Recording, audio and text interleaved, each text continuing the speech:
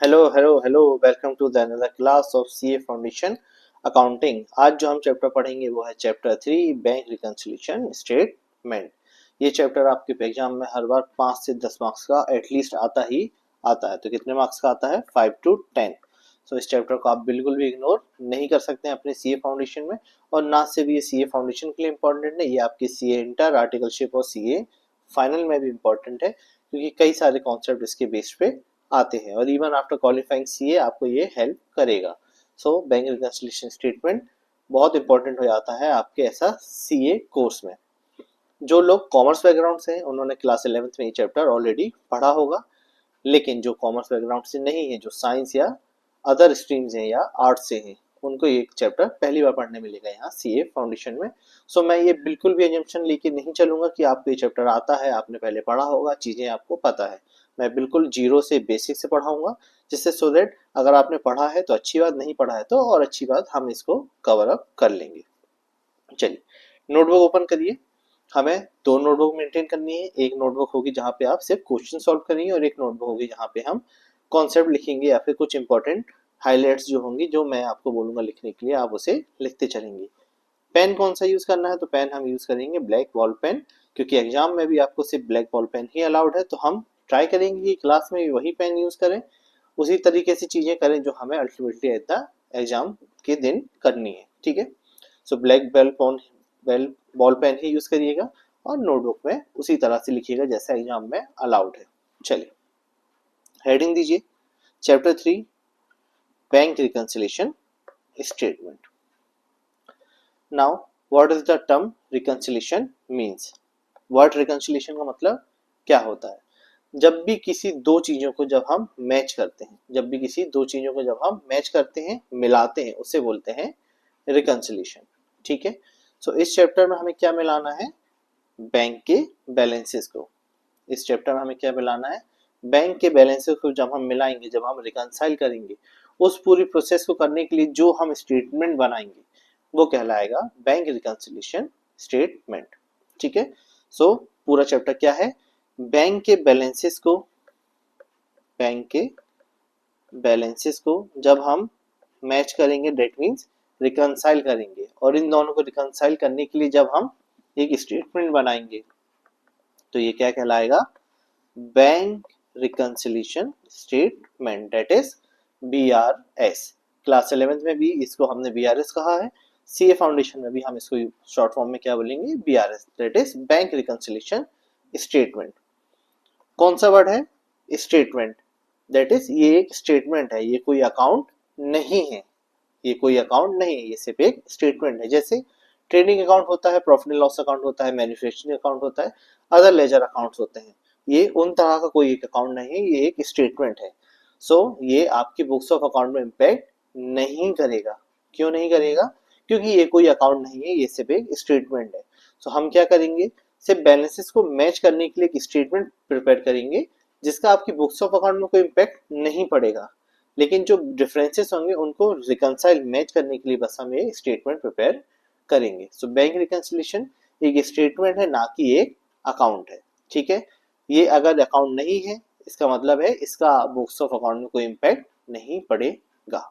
ठीक है, चलिए, सो हेडिंग दीजिए चैप्टर 3 बैंक रिकंसिलिएशन स्टेटमेंट। और रिकंसिलिएशन का मतलब क्या होता है? Matching the balances. ठीक है, रिकंसिलिएशन कई तरह का होता है, जैसे बुक्स का होता है, बैंक का होता है, टैक्सेशन का होता है, लेकिन हमें जो पढ़ना है चैप्टर वो है रिगार्डिंग विद बैंक। ठीक है, चलिए, यहाँ अगर आपने लिख लिया है तो फिर लिखना चालू करिए। What we need to reconcile, हमको आखिर में रिकंसाइल करना क्या है? तो हमको रिकंसाइल करना है बैंक बैलेंस, हमको रिकंसाइल करना है बैंक बैलेंस। ये होते हैं दो, एक होता है as per cash book, bank balance as per cash book, और एक होता है bank balance as per passbook. ठीक है, इन दोनों के बैलेंसेस को जब हम मैच करते हैं एक दूसरे से, तो वो क्या कहलाता है? Bank reconciliation statement. Bank book को और क्या कहा जाता है? तो बैंक बुक को और कहा जाता है पासबुक, या पासबुक और क्या कहा जाता है, तो बैंक बुक। तो अगर वर्ड है पासबुक और अगर वर्ड है बैंक बुक, डेट मीन्स वो दोनों सेम है, ठीक है। सो इन दोनों के बैलेंसेस, इन दोनों के कैश बुक और बैंक बुक के बैलेंसेस को जब हम मैच करेंगे तो वो क्या कहलाएगा, बैंक रिकंसिलिएशन स्टेटमेंट, ठीक है। सो इन दोनों के बैलेंसेस को जब हम रिकंसाइल करते हैं तो वो क्या कहलाता है, बैंक रिकंसिलिएशन स्टेटमेंट, ठीक है। चलिए ये लिख लीजिए वीडियो को पॉज करके, ठीक। अब क्या होती है कैश बुक, क्या होती है पासबुक, पहले इस पर आते हैं।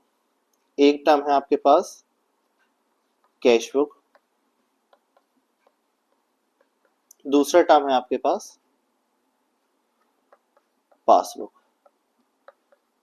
जिसको और क्या कहा जाता है, बैंक बुक। तो पासबुक और बैंक बुक सेम चीजें होती हैं। कैश बुक जो होती है वो हम खुद प्रिपेयर करते हैं, कैश बुक जो होती है वो हम खुद प्रिपेयर करते हैं, हमसे मतलब है बिजनेसमैन प्रोप्राइटर कंपनी खुद जो बुक प्रिपेयर करती है, जो बुक्स ऑफ अकाउंट बनाती है, उसमें जो बैंक के बैलेंसेस होते हैं उसको हम क्या बोलते हैं, कैश बुक। तो जो बैलेंसेस, जो बुक्स हम खुद प्रिपेयर कर रहे हैं वो कहलाती है कैश बुक, ठीक है। तो इसमें लिख देते हैं प्रिपेयर्ड बाय द बिजनेसमैन, ये हम खुद प्रिपेयर करते हैं, ठीक। और जो बैंक बुक होती है, जो पासबुक होती है, वो कौन प्रिपेयर करता है, वो प्रिपेयर करता है bank, prepared by the bank. कुछ समझ में आ रहा है? जैसे आपने अपने घर में देखा होगा, पेरेंट्स आपसे बोलते हैं जाके बैंक में पासबुक में एंट्री करा लाओ, या फिर बैंक से स्टेटमेंट डाउनलोड करके ले आओ, या बैंक से स्टेटमेंट प्रिंट आउट करके ले आओ। तो जो भी आप पासबुक बैंक में जाके प्रिंट कराते हैं या बैंक से स्टेटमेंट डाउनलोड करते हैं या वेबसाइट से डाउनलोड करते हैं, वो क्या कहलाता है, बैंक बुक या पासबुक। क्यों? क्योंकि वो कौन मेंटेन करता है, वो बैंक खुद मेंटेन करता है, ठीक है। तो हो सकता है कैश बुक का बैलेंस कुछ हो, पासबुक का बैलेंस कुछ और हो, ठीक है। क्योंकि कैश बुक आप खुद मेंटेन करते हैं, पासबुक बैंक खुद मेंटेन डालता है। तो बैंक बुक बैंक खुद बनाता है तो उसमें चांसेस ज्यादा होते हैं कि उसमें एक्यूरेसी ज्यादा होगी। क्यों? क्योंकि बैंक के चांसेस कम होते हैं कि वो गलती करे, ठीक है। तो बेसिक डिफरेंस क्या है कैश बुक और पासबुक का, कि कैश बुक हम खुद बनाते हैं, बिजनेसमैन खुद बनाता है, और बैंक बुक बैंक खुद बनाता है, ठीक है। इसलिए उसको क्या कहा जाता है, बैंक बुक, और क्या कहा जाता है, पासबुक। देन सेकेंड पॉइंट क्या है इन दोनों के डिफरेंस का, कि कैश बुक जो होती है वो लेस रिलायबल होती है। क्या होती है, लेस रिलायबल। ऐसा नहीं कि बिल्कुल भी रिलायबल नहीं होती है, रिलायबल होती है, हो सकता है बिल्कुल बैलेंसेस सेम हो, मैच हो, ठीक है। लेकिन चांसेस कहाँ है ज्यादा एरर के या गलती के या ओमिशन के, वो है खुद की कैश बुक में। क्यों? क्योंकि वो हम खुद बनाते हैं। और जो बैंक होता है वो जब कोई चीज प्रिपेयर करता है, चाहे वो पासबुक हो बैंक बुक हो, उसमें चांसेस हमेशा कम होते हैं, क्योंकि वो एक पर्टिकुलर सिस्टम, एक इंटरनल कंट्रोल के फॉर्मेट में ही चलता है, जहाँ पे चांसेस कम है कि बैंक की तरफ से कोई गलती हो जाए, ठीक है। So passbook is more reliable, तो passbook is more reliable than the cash book, ठीक है। देन हम आते हैं बैलेंसेस पे, balances as per cash book. Then हम आते हैं balances as per passbook.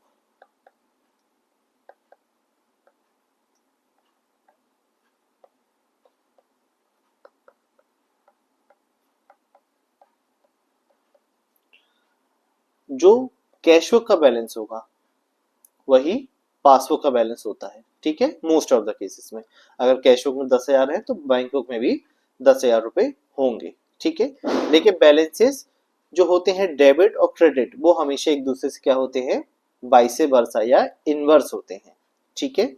So balances as per cash book will be, या balances as per cash book has inverse relation with passbook in form of debit और credit, ठीक है ना।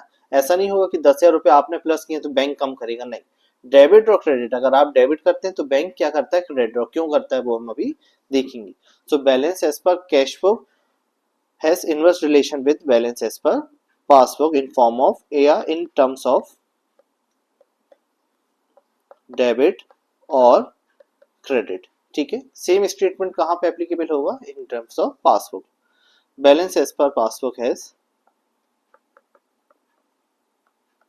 Inverse relation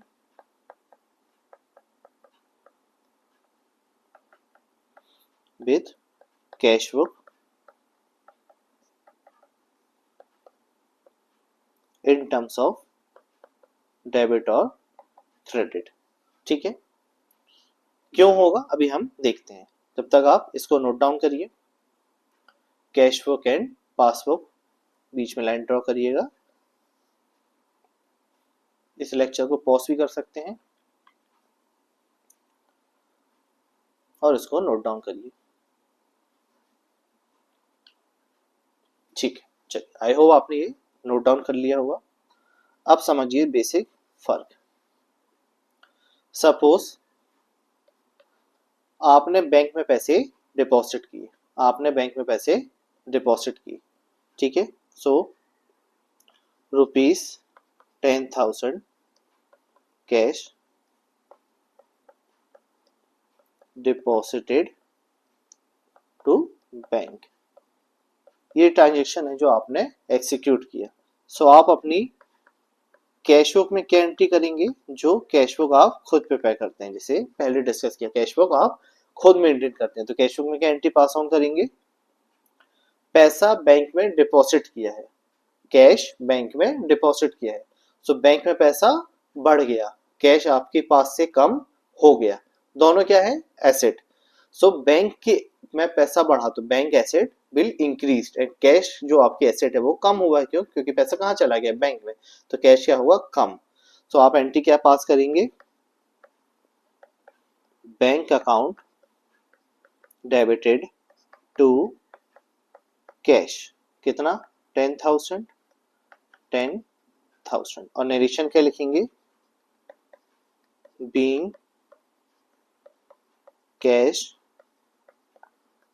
deposited to bank. आप narration क्या लिखेंगे, being cash deposited to bank, ठीक है, क्योंकि आपने पैसा जमा किया है बैंक में। लेकिन आपको जो टेक्स्ट मैसेज आएगा, आपको जो टेक्स्ट मैसेज आएगा, आपके फोन पे जो मैसेज आएगा, वो मैसेज क्या होगा, your account has been your account has been credited by ₹10,000। समझ में आ रहा है क्या हो रहा है, आप बैंक में पैसे डिपॉजिट कर रहे हैं, कौन से, कैश। तो आप कैश बैंक में डिपॉजिट कर रहे हैं तो बैंक का बैलेंस इंक्रीज होगा, कैश का बैलेंस डिक्रीज होगा, इसको हम क्या बोलते हैं, कॉन्ट्रा एंट्री। तो आपने अपनी कैश बुक में कौन सी एंट्री पास करी, bank account debit to cash, bank बढ़ गया, कैश कम हो गया, और नरेशन क्या हुआ, being cash deposited to bank, ठीक है। लेकिन जैसे ही आपने कैश डिपॉजिट किया, आपको मैसेज क्या आया, your account has been credited by ₹10,000। आपने बैंक में पैसा डिपॉजिट किया तो बैंक डेबिट हुआ है, लेकिन मैसेज क्या आ रहा है, your account has been credited. समझ में आ रहा है फर्क, आपने पैसा डिपॉजिट किया, बैंक में पैसा बढ़ गया, बैंक क्या है, आपकी एसेट है, तो बैंक में पैसा बढ़ गया तो bank account has been debited. लेकिन मैसेज जो आ रहा है आपको, वो कहाँ क्या आ रहा है, your account has been credited. ये फर्क क्यों है, क्योंकि ये जो मैसेज आ रहा है, ये कौन भेज रहा है आपको, ये आपको मैसेज भेज रहा है बैंक, ठीक है। सो ये मैसेज कौन भेज रहा है, बैंक। बैंक अगर आपको मैसेज भेज रहा है, तो वो किसके पॉइंट ऑफ व्यू से मैसेज भेज रहा है, बैंक के पॉइंट ऑफ व्यू से, ठीक है। तो ये किसका पॉइंट ऑफ व्यू है, बैंक के खुद का, ठीक है। तो समझिए, आपने क्या एंट्री पास करी है, bank account debited to cash, क्यों, क्योंकि आपने नगद पैसे बैंक में डिपॉजिट किए हैं। लेकिन बैंक ये एंट्री नहीं पास कर रहा है, बैंक ये एंट्री पास कर रहा है जो बैंक है, वो इस पूरे ट्रांजेक्शन में जो एंट्री पास करेगा वो क्या होगी, पैसा बैंक के पास गया है, ठीक है, आया आपके अकाउंट में, लेकिन आप सोचिए बैंक के बारे में, अगर मैं बैंक हूँ, आपने अपना कैश डिपॉजिट किया है मेरे पास आपके खुद के अकाउंट में, ठीक है, तो समझिए बैंक एंट्री करेगा, बैंक के पास क्या आया, कैश, तो बैंक करेगा कैश अकाउंट डेबिटेड, बैंक करेगा कैश अकाउंट डेबिटेड, क्यों, क्योंकि आपने अपना कैश डिपॉजिट किया है बैंक में, ठीक है, तो बैंक के पास क्या आया, cash, so cash account debited to to customer, to customer account, तो पैसा किसने जमा किया है, कस्टमर ने, ठीक है, लेकिन जब बैंक एंट्री करेगा तो वो एंट्री क्या करेगा, cash account debited to customer, और नरेशन क्या लिखेगा, being cash deposited by customer, being cash deposited by customer, so यहाँ जो कस्टमर अकाउंट है वो क्या हो गया, क्रेडिट, यहाँ जो कस्टमर अकाउंट है वो क्या हो गया, क्रेडिट, इसलिए बैंक जब आपको मैसेज भेजेगा सो अपने पॉइंट ऑफ व्यू से भेजेगा, और क्या लिखेगा मैसेज में, your account has been credited by ₹10,000, क्योंकि यहाँ पे जो बैंक अकाउंट है वो कस्टमर का क्रेडिट हो रहा है, ठीक है ना, बैंक का खुद का नहीं है, बैंक का अकाउंट तो डेबिट हो गया क्योंकि उसको कैश मिला, गया किसके अकाउंट में, कस्टमर के, तो बैंक ने क्या एंट्री पास करी, cash account debit to customer, और आपको क्या मैसेज भेजा, your account has been credited, तो समझे इनवर्स रिलेशन कहाँ पे है, अगर आप अपना बैंक डेबिट करेंगे अपनी कैश बुक में तो बैंक क्या करेगा, क्रेडिट, ऐसे ही उल्टा होता है वाइस वर्सा, अगर आप अपनी कैश बुक को क्रेडिट करेंगे तो बैंक क्या करेगा, डेबिट, ठीक है, जैसे इस पूरे ट्रांजेक्शन में हमने समझा 10,000 रुपए का कैश आपने डिपॉजिट किया आपके बैंक में, तो आपने अपनी कैश बुक में एंट्री पास करी, आपने अपनी एंट्री पास करी bank account debited to cash, क्यों, क्योंकि पैसा कहाँ गया, आपके बैंक अकाउंट में, जैसे ही कैश डिपॉजिट किया आपको मैसेज क्या आया, your account has been credited by ₹10,000, credited क्यों आया जब हमने खुद को डेबिट किया, क्यों, क्योंकि ये जो मैसेज है ये बैंक ने आपको भेजा है, और बैंक ने क्या एंट्री पास करी है, cash account debit to customer, ठीक है, तो बैंक अपने पॉइंट ऑफ व्यू से सोचता है, इसी तरह अगर आप फोन पे गूगल पे कुछ भी चलाते हैं, so every time you do the transaction, आप जब भी पेमेंट करते हैं, ठीक है, तो जब आप पेमेंट करते हैं तो आपकी कैश बुक में एंट्री क्या होनी चाहिए, जब भी आप फोन पे से, गूगल पे से, क्रेडिट से, या किसी भी पेटीएम यूपीआई से पेमेंट करते हैं, पैसा जब आपके पास से जाता है तो एंट्री क्या होनी चाहिए, expense account debited to bank, क्यों, क्योंकि आपने पेमेंट करी है तो पैसा आपके बैंक से चला गया है, पैसा चला गया है मतलब एसेट कम हो गई है, तो टू बैंक, ठीक है, लेकिन आपको जो टेक्स्ट मैसेज आता है तो क्या आता है, your bank account has been debited by rupees suppose 100, ठीक, तो आपको मैसेज क्या आता है, your bank account has been debited, क्यों, क्योंकि ये मैसेज भी किसने किया है, बैंक ने अपने पॉइंट ऑफ व्यू से, ये मैसेज भी किसने किया है, बैंक ने अपने पॉइंट ऑफ व्यू से, क्यों, क्योंकि बैंक के पास क्या एंट्री हुई होगी, आप समझिए, बैंक ने क्या किया, कस्टमर अकाउंट डेबिट किया, और क्या किया, टू बैंक, तो बैंक ने अपने अकाउंट से पैसा पे किया ना, है वो आपका अकाउंट लेकिन बैंक ने पे किया, तो बैंक ने क्या किया, customer account debited to bank, तो बैंक के लिए कस्टमर क्या हो गया, डेबिट, इसलिए उसने टेक्स्ट मैसेज में भी क्या लिखा, your account has been debited by ₹100, ठीक है, तो यही है इनवर्स रिलेशन, कि बैंक का डेबिट आपका क्रेडिट बैंक का डेबिट, ठीक है, आइए इसको नोट डाउन करते हैं, अगर आपको एग्जाम्पल नोट करना है तो आप कर सकते हैं, नहीं तो फिर आगे की चीजें लिखना चालू करिए, आइए, बैलेंसेस,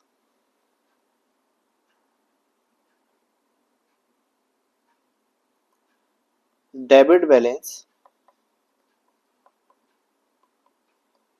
एज पर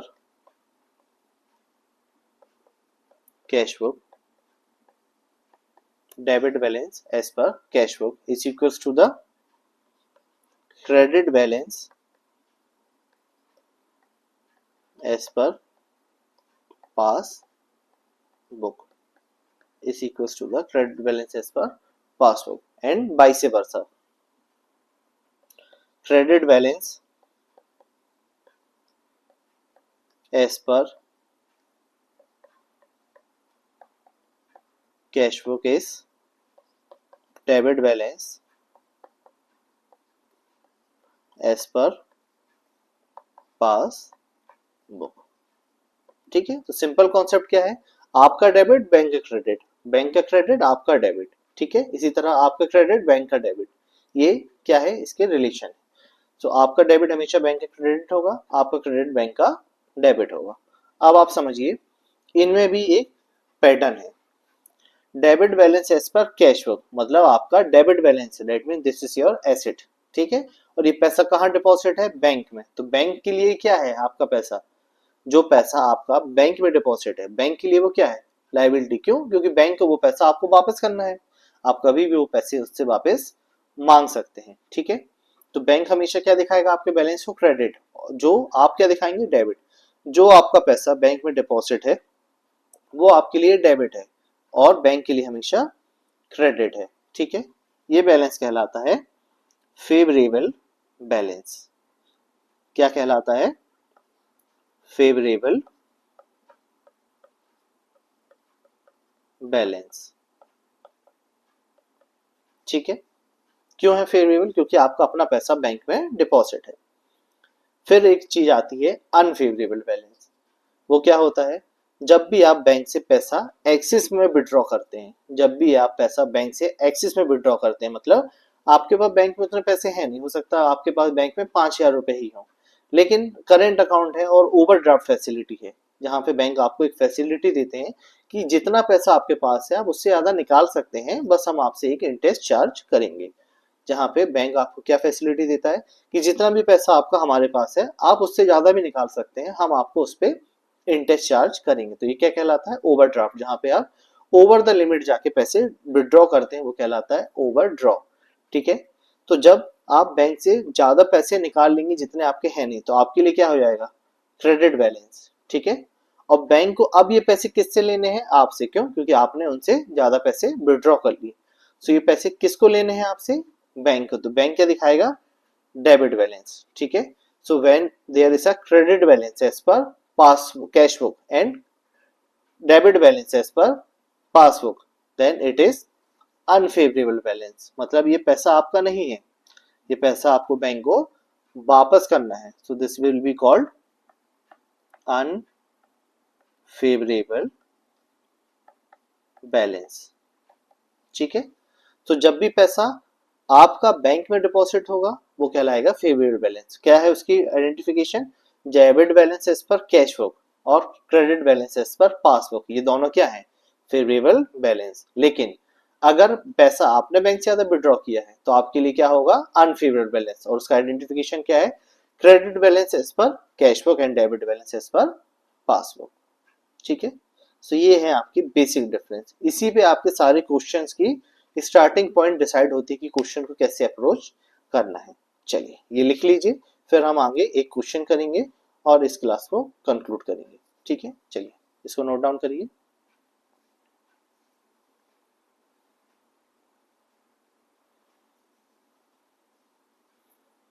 चलिए लिख लिया आपने। अब आते हैं कि ये रिकंसिलिएशन की जरूरत क्यों पड़ती है, बैंक और कैश बुक में डिफरेंस क्यों होता है, बैंक बुक और पासबुक या फिर कैश बुक में डिफरेंस क्यों होता है, उसके कुछ रीजंस लिखते हैं, ठीक है। एक रीजन है सबसे पहले आपका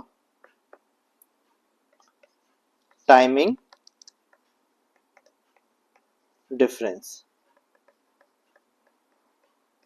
क्या होता है टाइमिंग डिफरेंस, जब समय की वजह से एक डिफरेंस आ जाए उसे हम बोलते हैं टाइमिंग डिफरेंस। क्या है इसका एग्जांपल, जहां पे चेक आपने बैंक में डिपॉजिट किया, चेक आपको समझता आपने देखा भी होगा, जब चेक आप बैंक में डिपॉजिट करते हैं तो पैसा तुरंत नहीं आता है आपके बैंक अकाउंट में, उसमें 1 दिन 2 दिन या 3 दिन depends on the bank and branches आपके पास पैसा आता है, ठीक है। तो सपोज मैंने चेक डिपॉजिट किया आज अपने बैंक में 1 तारीख को, ठीक है। तो मैंने अपनी पासबुक में क्या एंट्री करी, कैश बुक में बैंक अकाउंट डेबिट, क्योंकि बैंक में पैसा गया, bank account debit to party, किसी पार्टी ने मुझे चेक दिया। तो मैंने अपनी कैश बुक में किस दिन एंट्री कर ली, जिस दिन मुझे चेक मिला और मैंने बैंक में डिपॉजिट किया। लेकिन बैंक में अगले 3 दिन बाद वो पैसा मेरे अकाउंट में रिफ्लेक्ट होगा, बैंक में वो अगले 3 दिन बाद वो पैसा मेरे बैंक अकाउंट में रिफ्लेक्ट होगा। सो ये जो 3 दिन का गैप है जहां पे मेरी कैश बुक ज्यादा है और बैंक में पैसा कम है, ये जो फर्क है, ये अब क्या कहलाता है, टाइमिंग डिफरेंस। क्यों? क्योंकि इसमें किसी की गलती नहीं है, ना मेरी गलती है ना बैंक की गलती है। क्यों? क्योंकि मैंने तो पैसा, मैंने सॉरी कैश, एक चेक आज डिपॉजिट कर दिया अपने बैंक में, तो मैं अपनी की तरफ से गलत नहीं हूँ। और बैंक भी अपना 3 दिन लेता है उस चेक को प्रोसेस करके क्रेडिट करने में, तो बैंक भी कहीं से गलत नहीं है। तो ये जो डिफरेंस होता है ये कहलाता है टाइमिंग डिफरेंस। ठीक है, फिर एक डिफरेंस होता है एरर ऑफ प्रिंसिपल। अगर रेक्टिफिकेशन ऑफ एरर का चैप्टर आपने पढ़ लिया होगा तो आपको ये समझ में आता होगा। नहीं पढ़ा है, उससे पहले ये लेक्चर देख रहे हैं, तो मैं आपको शॉर्ट में बताता हूँ। एरर ऑफ प्रिंसिपल क्या होता है, जहां पे आप जनरल एंट्री ही गलत पास करते हैं अपनी बुक्स में, जहां पे आप गलत एंट्री पास करते हैं अपनी बुक्स में, उसकी वजह से जो डिफरेंस आएगा उसे हम बोलते हैं एरर ऑफ प्रिंसिपल। ठीक है, जैसे आपने बैंक में पैसे डिपॉजिट किए तो एंट्री क्या होनी चाहिए, bank account debited to cash.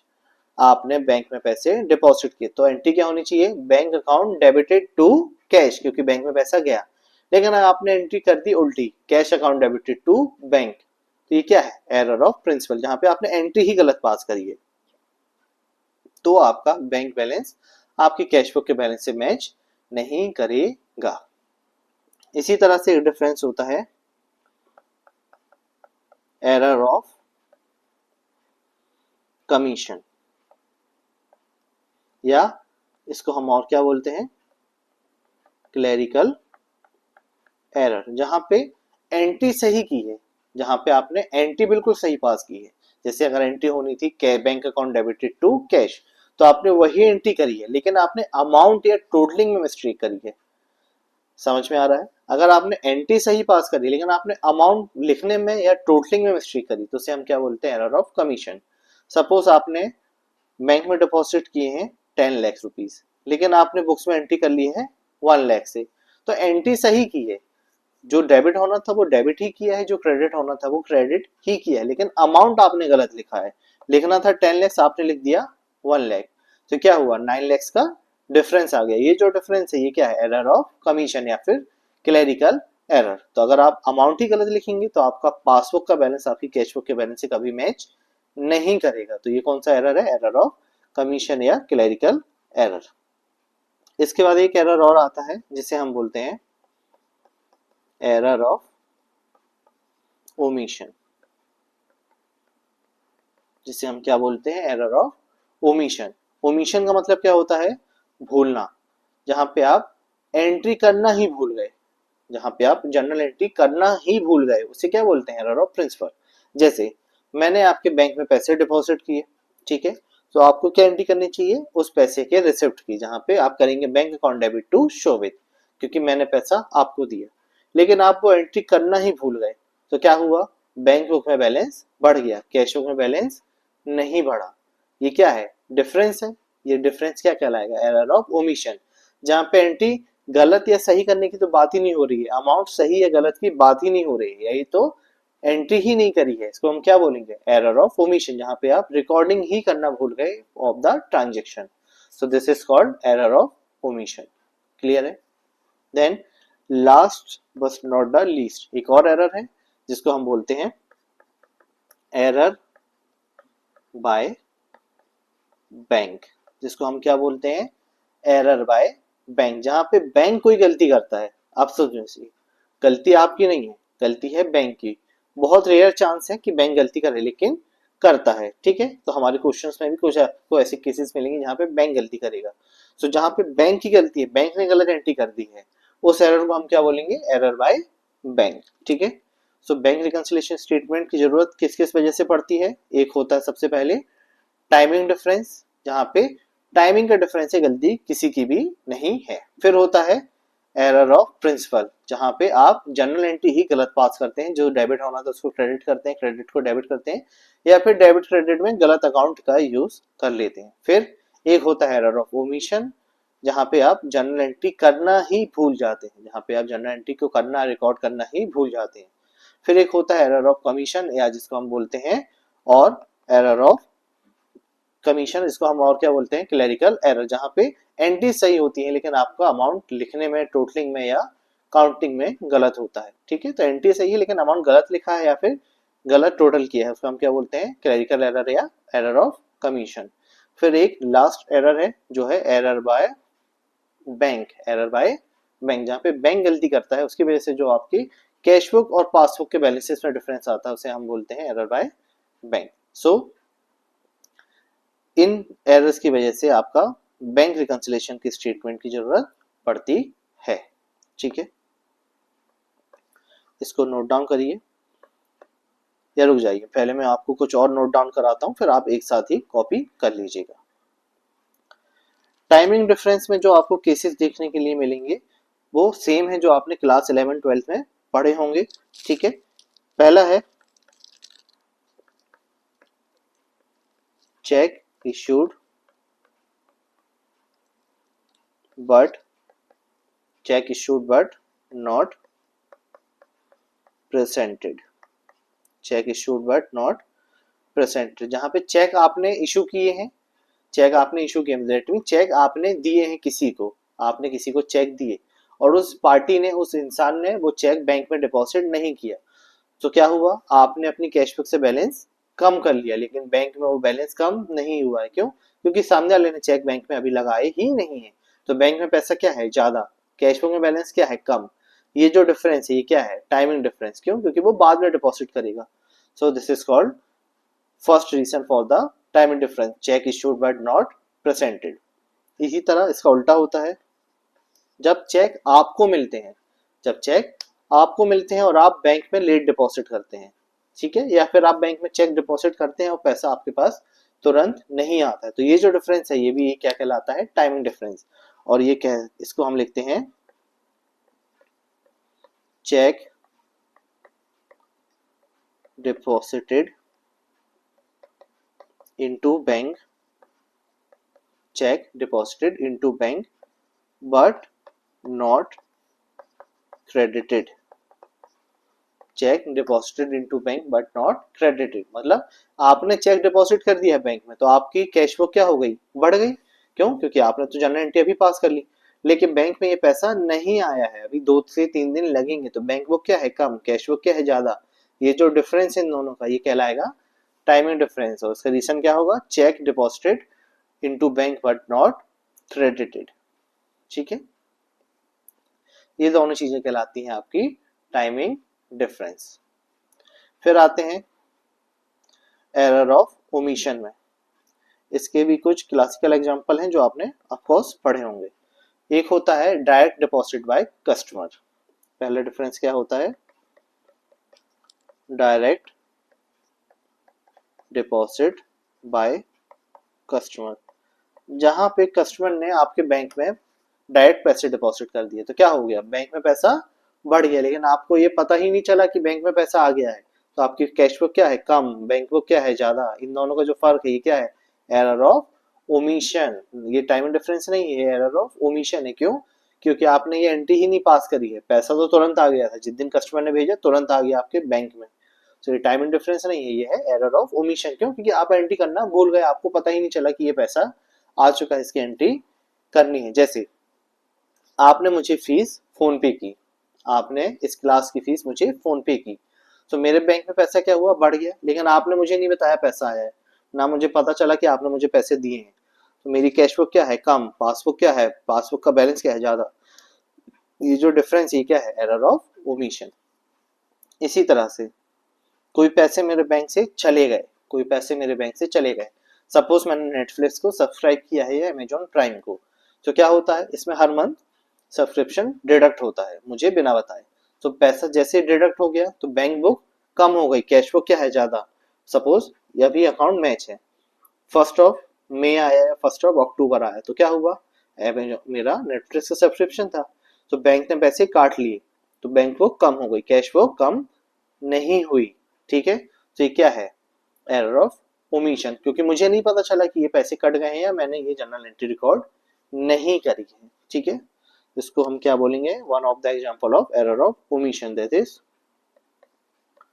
Bank charges और स्टैंडिंग इंस्ट्रक्शन। जो नेटफ्लिक्स आपसे बिना पूछे पैसे काटता है ना एक बार एग्री करने के बाद, वो कहलाते स्टैंडिंग इंस्ट्रक्शन। बैंक चार्जेस और standing instructions debited directly by the bank, debited directly by the bank. मतलब हर बार वो आपसे नहीं पूछेगा कि पैसे काटने हैं कि नहीं, एक बार आपने एग्री किया हर महीने वो पैसे काटेगा। तो अगर इसकी एंट्री आप अपनी बुक्स में नहीं करेंगे तो बैंक में पैसा क्या होगा, कम, कैश में बैलेंस क्या होगा, ज्यादा। ये जो फर्क है ये कहलाएगा एरर ऑफ ओमिशन, ठीक है। सो बेसिक फर्क क्या है और रीजंस क्या है आपके बैंक रिकंसिलिएशन के। पहला है टाइमिंग डिफरेंस, जिसके दो एग्जांपल ये हैं। फिर एक होता है एरर ऑफ प्रिंसिपल, जहाँ पे आप जनरल एंट्री गलत पास करते हैं। फिर होता है एरर ऑफ कमीशन या क्लिकर एरर, जहाँ पे जनरल एंट्री तो सही पास होती है लेकिन जो अमाउंट है और जो टोटलिंग है उसमें मिस्टेक होती है।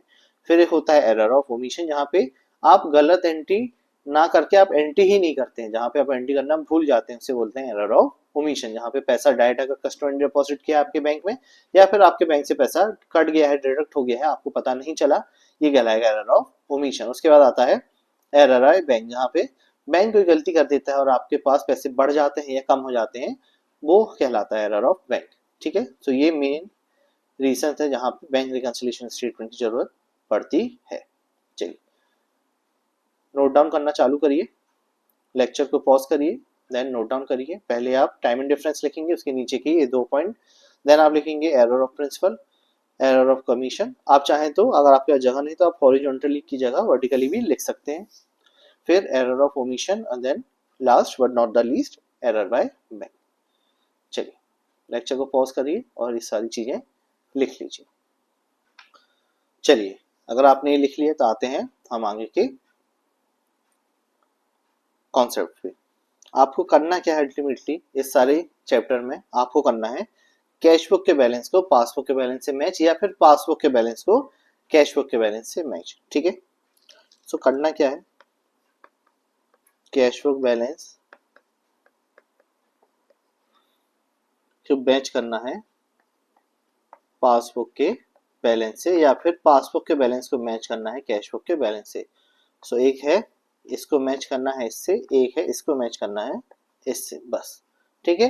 Depends on the question. अगर आपको एक बैलेंस गिवन है दूसरा बैलेंस गिवन नहीं है तो उस बैलेंस से आपको दूसरे बैलेंस पे जाना है, और दूसरा बैलेंस गिवन है पहला वाला नहीं है तो दूसरे से पहले की ओर आना, बस इतना करना है आपको इस पूरे चैप्टर में, ठीक है। अब ध्यान रखिएगा, अब ध्यान रखिएगा जिस बैलेंस की तरफ से हम दूसरे बैलेंस को मैच करेंगे, जैसे अगर आप कैश बुक से पासबुक की ओर जा रहे हैं, ठीक है। सो इसका बेस्ट एग्जांपल है, इसका बेस्ट तरीका है सॉल्व करने का, आप अपने लेफ्ट हैंड को यूज करिए जिस बैलेंस से आप दूसरे बैलेंस की ओर जा रहे हैं, ठीक है। लेफ्ट हैंड को यूज करेंगे जिस बैलेंस से आप मैच कर रहे हैं दूसरे बैलेंस को, और राइट हैंड को यूज करेंगे जिस बैलेंस तक पहुंचना है, ठीक। तो जैसे अगर कैश बुक से मैच करना है बैंक बुक, क्या बोला मैंने, कैश बुक से मैच करना है बैंक बुक, तो ये है आपकी कैश बुक, इससे मैच करना है आपको ये वाली बैंक बुक, ठीक।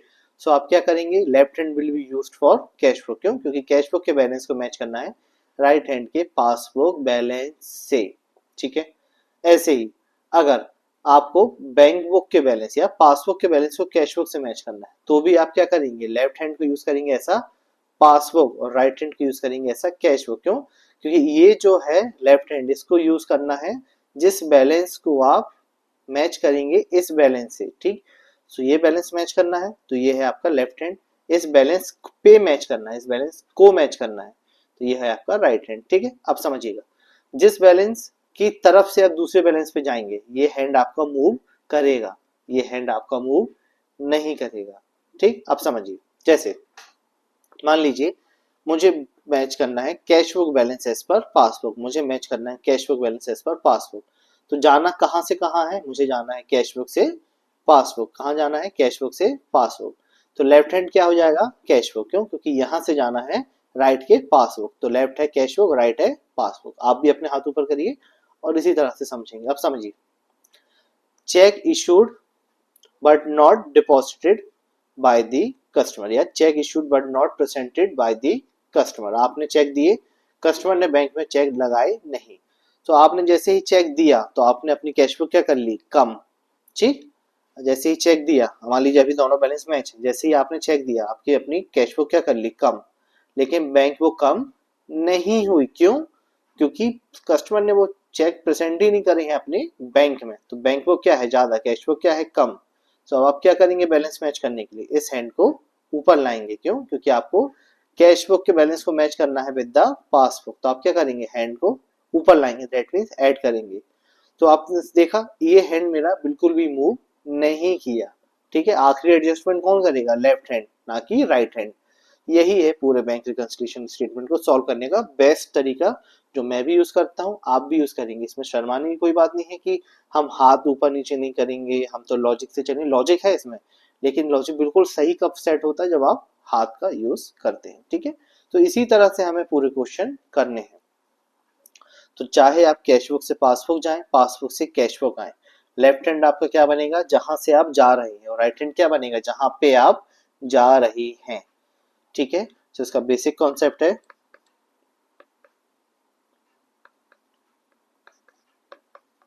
Left hand and right hand. This will not move, right hand आपका मूव नहीं करेगा। दिस विल मेक एडजस्टमेंट, मतलब लेफ्ट हैंड ही ऊपर नीचे होगा, राइट हैंड ऊपर नीचे नहीं होगा। ठीक है, जहां से जा रहे हो ऐसे चलेगा। लेफ्ट हैंड, जिस बैलेंस को आप मैच कर रहे हो तो लेफ्ट हैंड से राइट हैंड जाएंगे। ठीक है, चाहे वो कैश बुक हो, चाहे वो पासबुक हो। मतलब कैश बुक से अगर आप पासबुक मैच करने बैठे हैं तो भी लेफ्ट हैंड होगा, पासबुक से अगर आप कैश बुक मैच करने बैठे हैं तो भी लेफ्ट हैंड होगा। तो लेफ्ट हैंड ही ऊपर नीचे करेगा, राइट हैंड आखिरी का मूवमेंट नहीं करेगा। ठीक, कैसे इसको प्रैक्टिकली यूज करते हैं जस्ट अभी देखेंगे इस क्वेश्चन पे। चलिए, आईसीआई का मॉड्यूल आपके पास है, ओपन करिए, नहीं है तो डाउनलोड करिए। कहाँ से डाउनलोड होगा, आईसीआई की वेबसाइट से, बोर्ड ऑफ स्टडीज में जाइएगा, सीए फाउंडेशन जैन 26, या फिर रेलेवेंट अटेम्प्ट जो भी आपका है वहाँ पे अकाउंट्स का आपको मॉड्यूल मिल जाएगा, चैप्टर 3। ठीक है, चलिए आ जाइए illustration number 2। Page number differ कर सकता है based on the print of module, ये है 3.22, हो सकता है आपके पास आगे पीछे कहीं पे हो। इलस्ट्रेशन नंबर 2 पे आइए, एक बार रीडिंग करिए इसकी। फर्स्ट रीडिंग आप करेंगे, सेकंड रीडिंग मैं कराऊंगा, सो दैट मैं आपको बताऊंगा कौन सी रीडिंग करते समय किस चीजों का ध्यान रखना, क्या चीजें हाईलाइट करनी है। जब भी मॉड्यूल ओपन करेंगे, रीडिंग करेंगे, मैं आपसे क्वेश्चन कराऊंगा, आपके हाथ में पेंसिल बहुत इंपॉर्टेंट है। पेन से कुछ भी नहीं लिखेंगे हम मॉड्यूल में, क्यों? क्योंकि बाद में हमें मिटाना पड़ सकता है, तो प्लीज यूज द पेंसिल।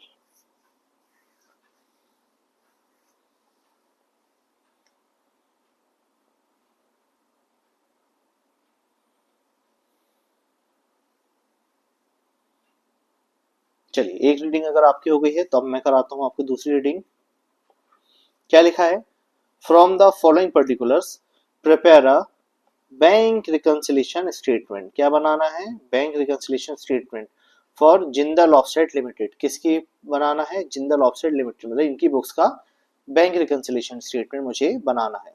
ठीक है, point number first, balance as per cash book is rupees 2,40,000।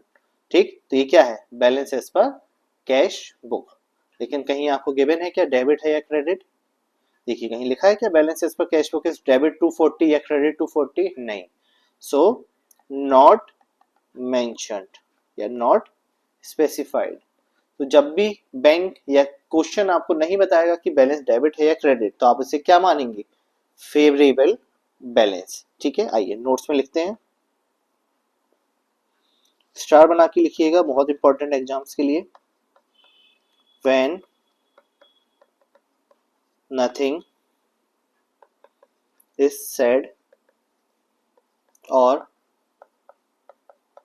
mentioned in the when nothing is said or mentioned in the questions या question assume the balances are favorable. When nothing is said, assume the balances are favorable. Favorable है इसका मतलब debit balance as per cash book होगा, है ना, क्योंकि favourable है, और credit balance as per pass book होगा।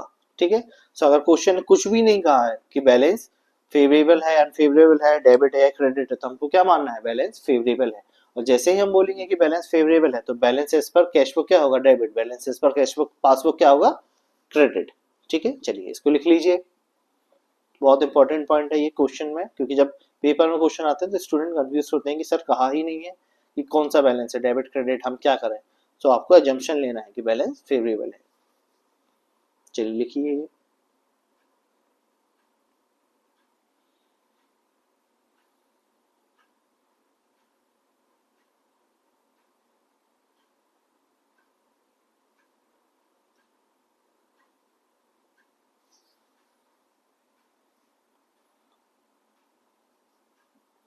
चलिए अगर आपने वो लिख लिया है तो आते हैं वापस से क्वेश्चन पे।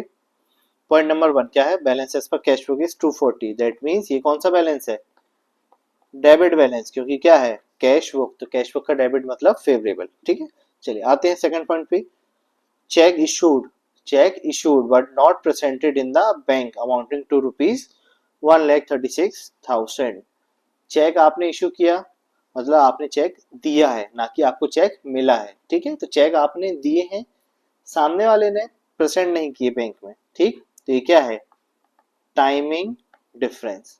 क्लियर है, हो सकता है वो एक दिन बाद, 2 दिन बाद कभी डिपॉजिट करेगा, तो ये क्या है, टाइमिंग डिफरेंस। ठीक है, चलिए फिर point number 3, cheque deposited in bank but not yet cleared amount to ₹90,000। Cheque deposited to bank yet not credited, मतलब चेक आपने डिपॉजिट करे हैं बैंक में, अपने बैंक में आपने दूसरों के मिले हुए चेक अपने बैंक में डिपॉजिट करे हैं जो बैंक में क्रेडिट नहीं हुए। सो ये भी क्या है, टाइमिंग डिफरेंस। ठीक है, पॉइंट नंबर 2 में क्या है, आपने चेक पब्लिक को इशू करे या फिर कस्टमर को दिए या पार्टी को दिए, और यहाँ पे क्या है, चेक आपको मिले, आपने अपने ही बैंक में लगाए हुए हैं और पैसा बैंक में नहीं आया, ये भी क्या है, timing difference. Then bank charges amount to ₹300, bank charges amount to ₹300, bank से पैसे कट गए चार्जेस के नाम पे, आपको पता नहीं चला, क्या है, error of omission.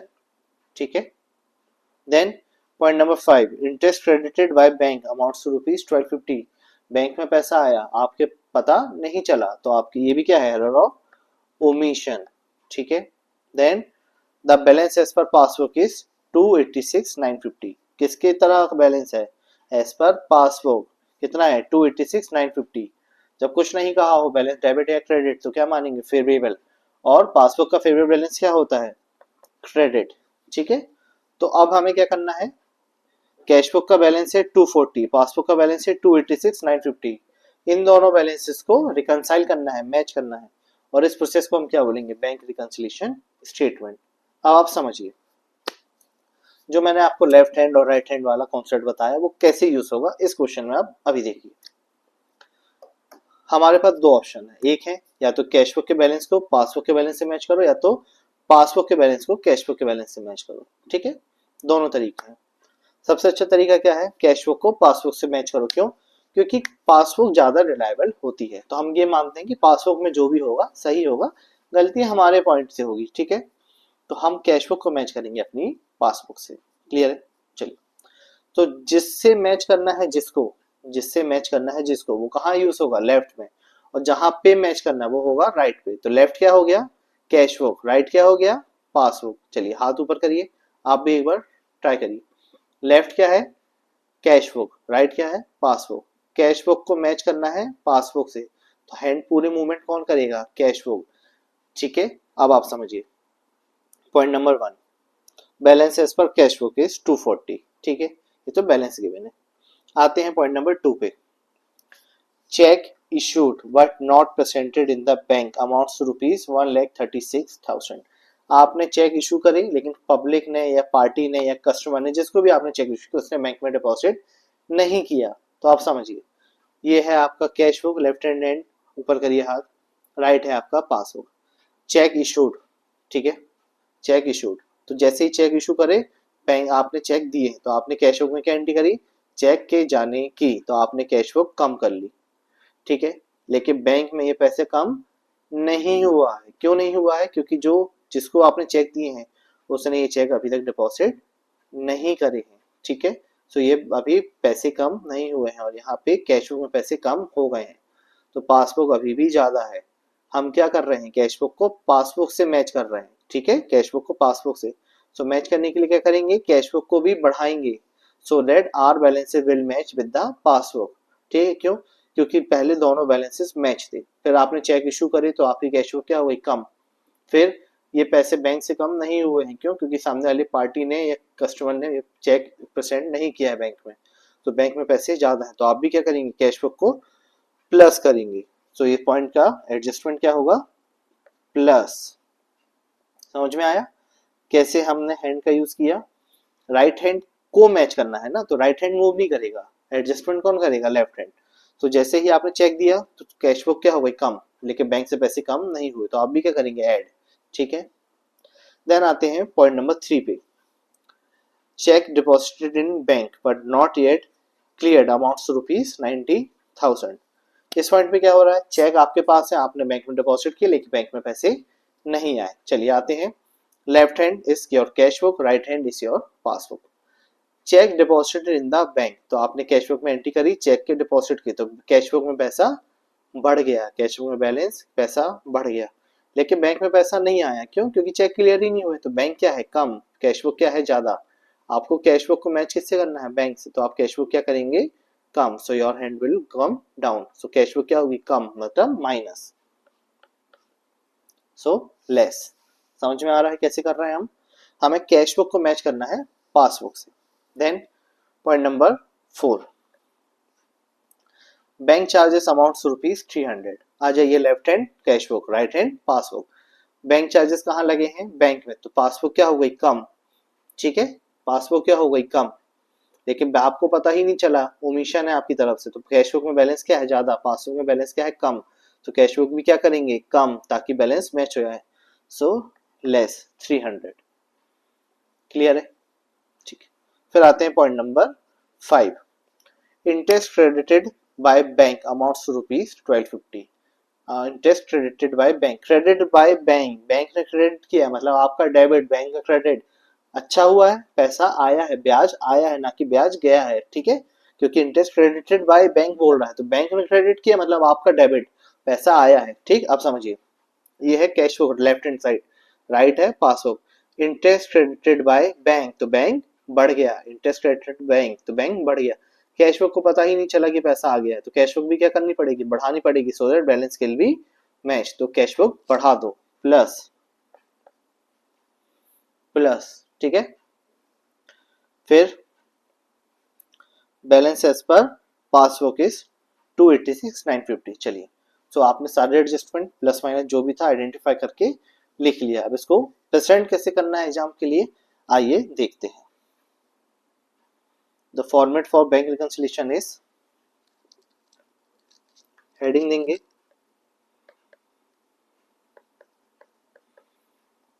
Bank reconciliation statement in the books of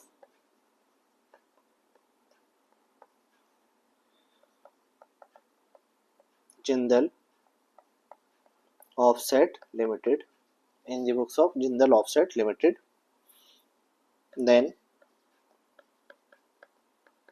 particular amount, or you can write in full form amount, short पे नहीं लिखना है आपको, particular amount, पहले क्या लिखेंगे, कैश बुक से पासबुक मैच कर रहे हैं तो हम लिखेंगे balance as per cash book. कितना है balance as per cash book, आइए देखते हैं। 2,40,000। कितना है? 2,40,000। So this is the balance as per cash book. Now हमें ये करना है, जितने भी प्लस एंड माइनस है, जितने भी प्लस एंड माइनस है उसको हमें यहाँ पे मेंशन करना है और क्वेश्चन का आंसर मैच हो जाएगा with the balance as per pass book. ठीक है, चलिए पॉइंट नंबर 2 क्या है? Cheque issued but not presented. Adjustment क्या है इसका? ऐड। तो हम क्या लिखेंगे? Add cheques issued but not presented. कितना है? 1,36,000। 1,36,000। ठीक है, then point number 3, cheque deposited in bank but not cleared amounts ₹90,000। ये भी क्या है? टाइमिंग डिफरेंस, जहां पे आपको एडजस्टमेंट क्या करना है? लेस। सो लिखेंगे less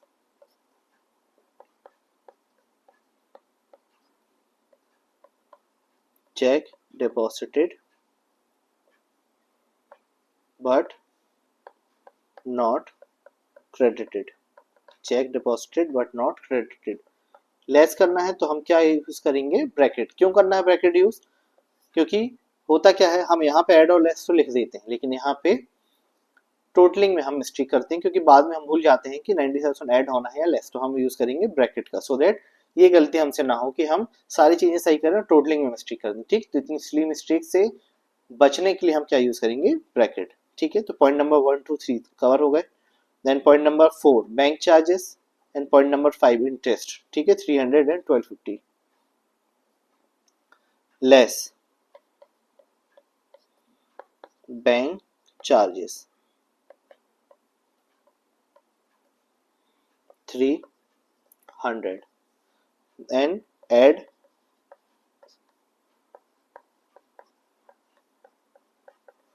interest credited by bank, that is 1250। Adjustment आपको समझ में आ गए हैं? क्यों हम ऐड कर रहे हैं, क्यों हम लेस कर रहे हैं? क्यों? क्योंकि कैश बुक को हम मैच कर रहे हैं विथ आवर पास बुक। ठीक है, आपने सारे एडजस्टमेंट कर लिए, then you have to right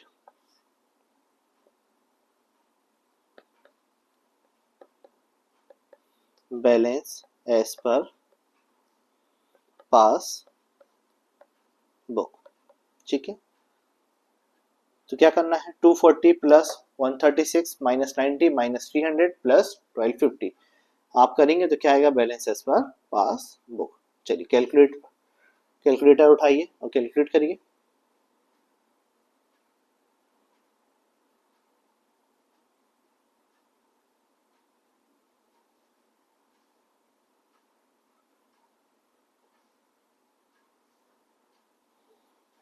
किया,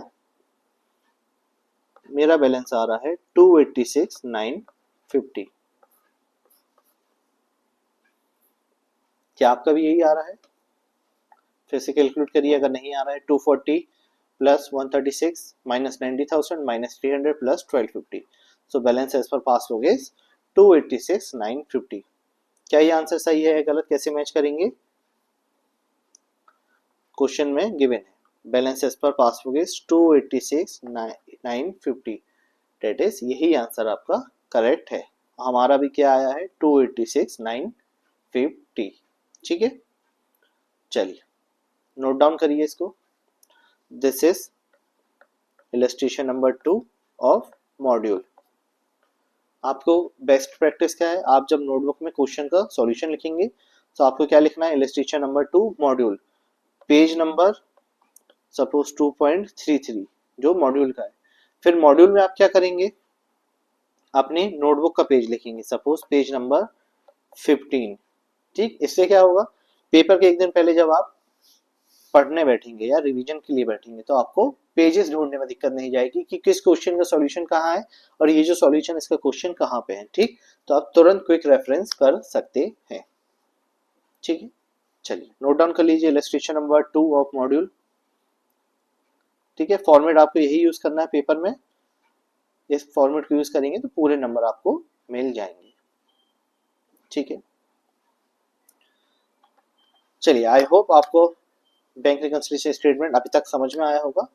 आगे क्वेश्चन और कॉन्सेप्ट हम करेंगे नेक्स्ट क्लास में। Till then see you, bye.